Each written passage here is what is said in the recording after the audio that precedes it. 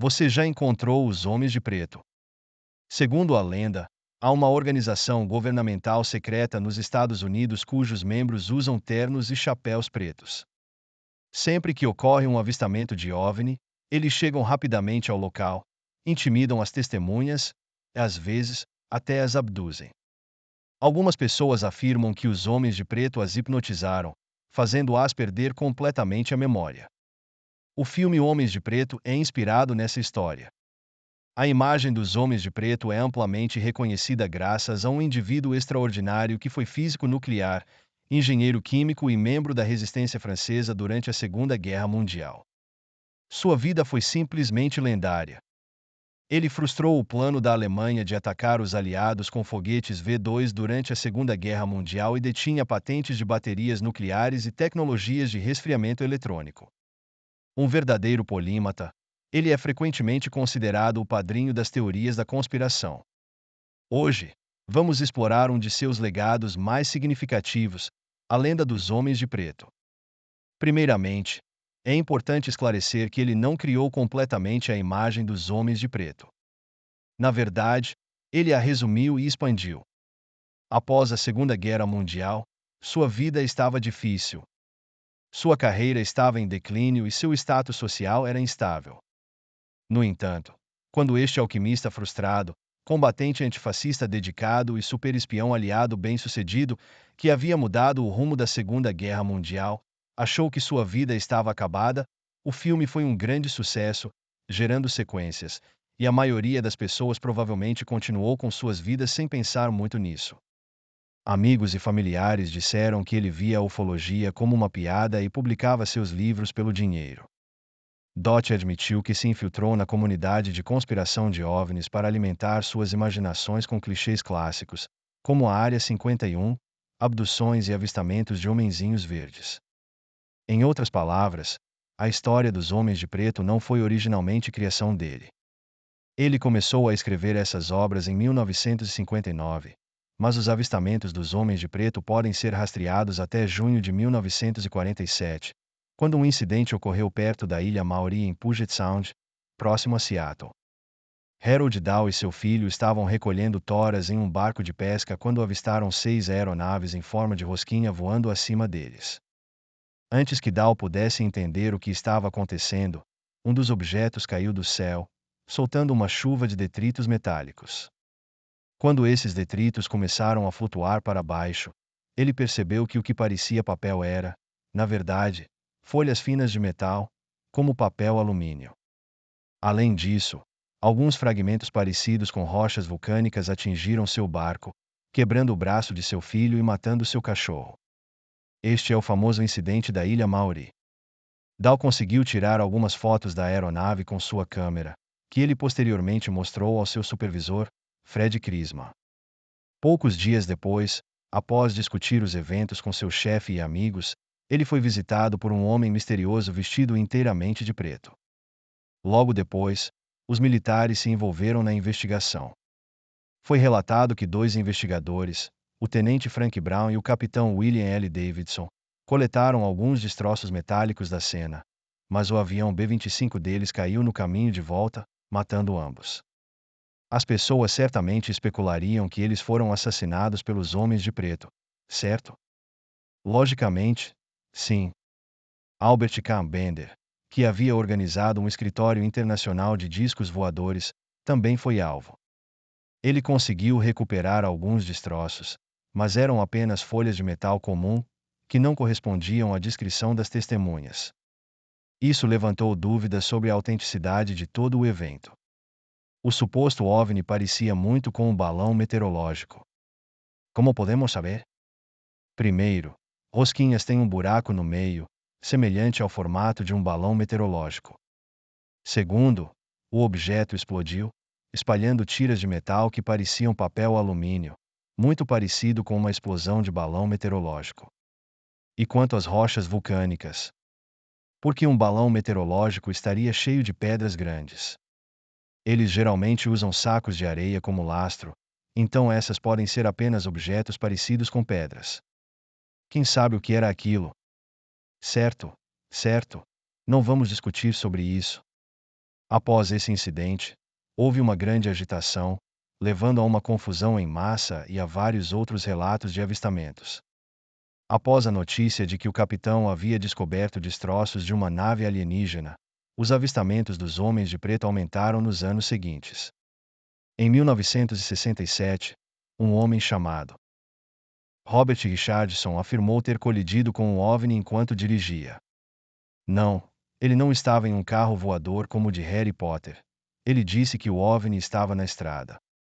Após a colisão, o objeto desapareceu no ar, deixando para trás um pedaço de metal.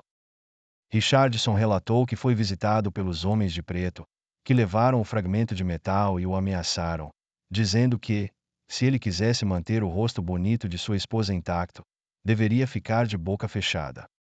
Será que ele estava alucinando? Talvez ele tenha batido em algo na beira da estrada e depois fugido do local, como uma lata de lixo ou algo assim. Mas Richardson manteve sua história. Os homens de preto são frequentemente vistos como brutamontes. Este incidente de avistamento aconteceu após nosso querido guerreiro antifascista, alquimista, espião, físico nuclear e químico ter escrito suas monumentais obras de teoria da conspiração. Antes dos influentes livros de Jack se tornarem populares, os homens de preto eram simplesmente descritos como agentes do governo vestidos de preto, sem muita caracterização distintiva. Depois que os trabalhos de Jack ganharam popularidade, a imagem dos homens de preto se tornou mais específica. Em seus livros, os homens de preto são descritos com ternos pretos, gravatas pretas, chapéus pretos, sapatos pretos, meias pretas e óculos escuros, com camisas de um branco marcante. Como mencionado anteriormente, ele nasceu em Odessa, na Ucrânia, e passou sua juventude lutando contra a Alemanha nazista, tornando-se um especialista no Terceiro Reich. Consequentemente, não é surpreendente que os agentes do governo em seus escritos tenham uma forte obsessão por uniformes. No entanto, a lenda dos homens de preto logo tomou um rumo inesperado. Em 11 de setembro de 1976, o Dr. Herbert Hopkins, um pesquisador de OVNIs, recebeu um telefonema de alguém que alegava ser membro de uma organização de pesquisa de OVNIs de Nova Jersey e queria visitá-lo. Assim que Hopkins forneceu seu endereço, a campainha tocou. Quando ele abriu a porta, viu um homem alto, de terno, careca, sem sobrancelhas ou cílios. A pele do homem era lisa e pálida como borracha, com um brilho estranho, e seus lábios eram vermelho sangue. A voz do homem era robótica, sem inflexão ou ritmo. Ele então tirou uma moeda e pediu ao Dr. Hopkins que a observasse. A moeda rapidamente mudou de cobre para prata em sua mão, depois começou a borbulhar e se desintegrou, eventualmente desaparecendo. Uma moeda efervescente, talvez? Este relato levanta questões. Poderia o visitante ser um homem biônico? Se a organização dos homens de preto pode criar homens biônicos, por que eles os fariam com pele parecida com brinquedos de borracha? E o que dizer dos lábios vermelhos brilhantes? Será que a organização não tem outras cores de batom? Por que escolher uma cor tão chamativa? Poderiam muito bem ter optado por um rosa berrante de Barbie. À medida que a lenda cresceu, a escolha de veículos deles também se tornou padronizada, com eles geralmente dirigindo Cadillacs pretos vintage. Sua aparência era frequentemente descrita como careca, sem cílios ou sobrancelhas, e com lábios vermelhos brilhantes, reminiscentes do Agente 47 da série Hitman. Ao longo dos anos, a imagem dos homens de preto continuou a se desenvolver e diversificar além do conceito original. Por exemplo, em 14 de outubro de 2008, perto das cataratas do Niágara, em Ontário, Canadá, 2 funcionários de um hotel relataram ter visto um enorme OVNI em forma de triângulo. Pouco depois, 2 homens de preto chegaram ao local, e desta vez, suas imagens foram capturadas pelas câmeras de segurança do hotel. Os 2 funcionários que testemunharam o evento eram o gerente do hotel e um segurança. Após o incidente, a equipe de investigação de fenômenos aéreos os contatou e iniciou uma investigação. Este grupo é especializado em examinar FANI, que significa fenômenos aéreos não identificados. Esse termo substituiu o OVNI, ou objeto voador não identificado, pois muitas supostas aparições extraterrestres acabam sendo fenômenos atmosféricos naturais ou artificiais, como parelhos e trilhas de condensação. O mais notável era que seus rostos eram idênticos. Uma funcionária até afirmou que sentiu como se eles pudessem ler seus pensamentos. Os dois homens estranhos chegaram ao hotel e pediram para se encontrar com o gerente do hotel e o segurança, que eram as duas testemunhas. Coincidentemente, ambas não estavam presentes no momento. Segundo os funcionários do hotel que interagiram com os homens, eles estavam vestidos inteiramente de preto: ternos, gravatas, sapatos, meias, chapéus e óculos escuros. Os funcionários descreveram os homens como tendo olhos muito grandes, pele pálida, sem cabelos, sobrancelhas ou cílios. Clones, talvez? Foi o que os funcionários do hotel sugeriram. Esses homens de preto me lembram o Sr. X de Resident Evil. Talvez você esteja certo. A Capcom pode ter se inspirado nos homens de preto para criar aquele personagem. Você acha que aquele vídeo é real? Eu acredito que sim, pois não há sinais de manipulação, especialmente considerando que a tecnologia de 2008 não era avançada o suficiente para falsificar tal filmagem. No entanto, o vídeo em si não prova muita coisa. Tudo o que vejo são dois indivíduos altos entrando no hotel. Sim, eles são um pouco mais altos que a média. Mas o que isso prova? Eles podem ser qualquer pessoa, até mesmo atores contratados pelo hotel para fins de marketing. O vídeo apenas mostra duas pessoas vestidas de maneira um pouco incomum, nada de extraordinário. Claro, não podemos descartar completamente a possibilidade de que sejam os tais homens de preto.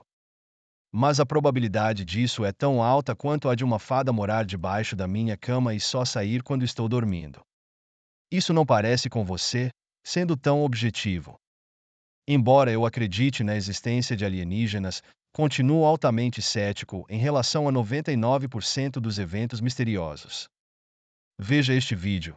Por exemplo, se duas pessoas vestidas assim andassem em público em 2008, certamente chamariam muita atenção.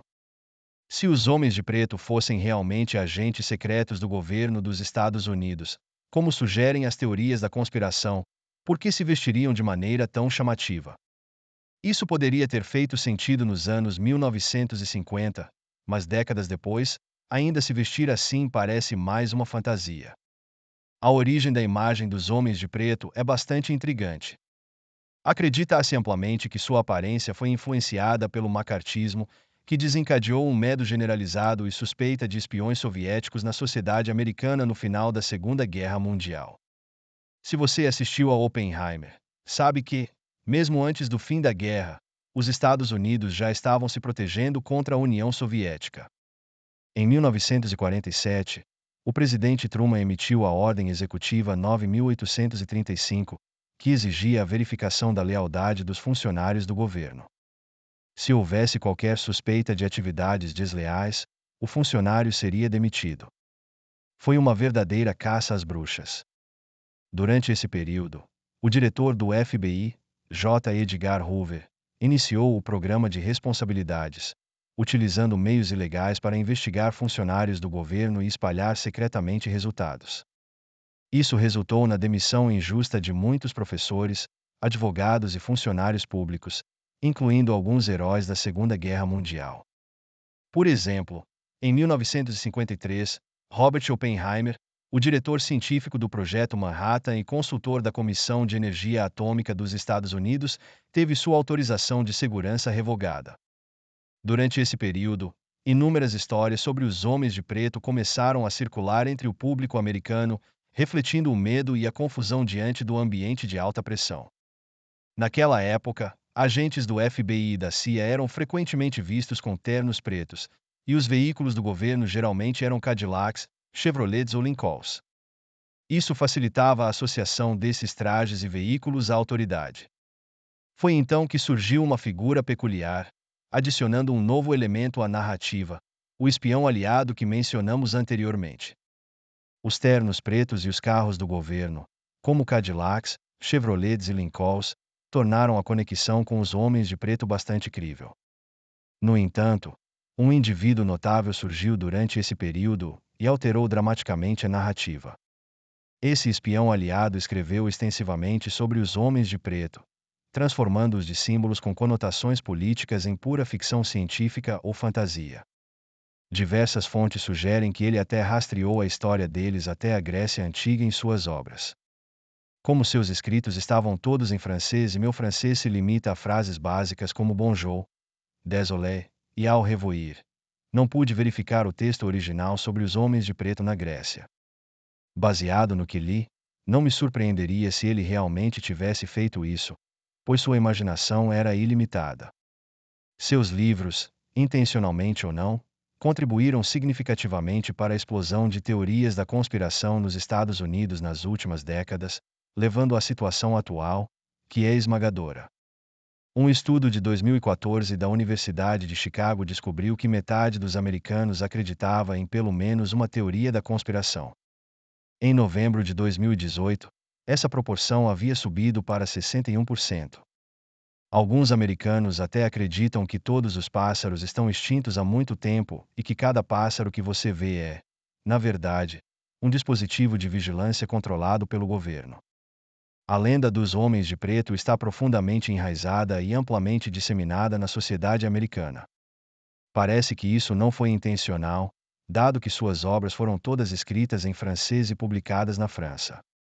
Mesmo antes do lançamento do notável livro de Hack, as teorias da conspiração já tinham um segmento significativo em todo o mundo. Curiosamente, um dos primeiros relatos de encontros com os homens de preto também data de 1947, mas não de Roosevelt. Seu livro forneceu aos teóricos da conspiração um quadro mais organizado. Algumas pessoas já tinham certas crenças e estavam apenas esperando alguém para ajudá-las a solidificar suas ideias. Esses indivíduos muitas vezes têm dificuldade em aceitar realidades duras. As teorias da conspiração tentam negar fatos que muitos acreditam ser verdade. Nosso personagem principal certamente fez isso, pois tentou se distanciar de suas obras sobre teorias da conspiração nos últimos anos. Infelizmente, ele não teve sucesso. Quando você pesquisa o nome dele, os primeiros resultados são todos relacionados a teorias da conspiração.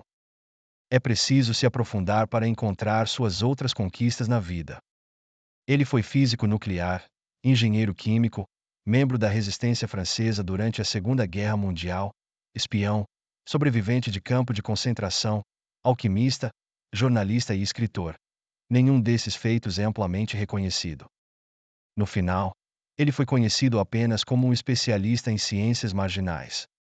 Fica a pergunta se ele alguma vez pensou que, depois de realizar tanto em sua vida, teorias da conspiração seriam seu único legado.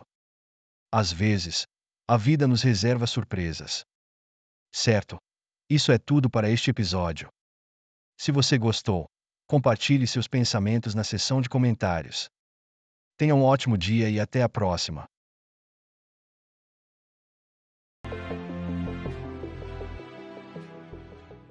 Se você gostou deste vídeo, inscreva-se no nosso canal.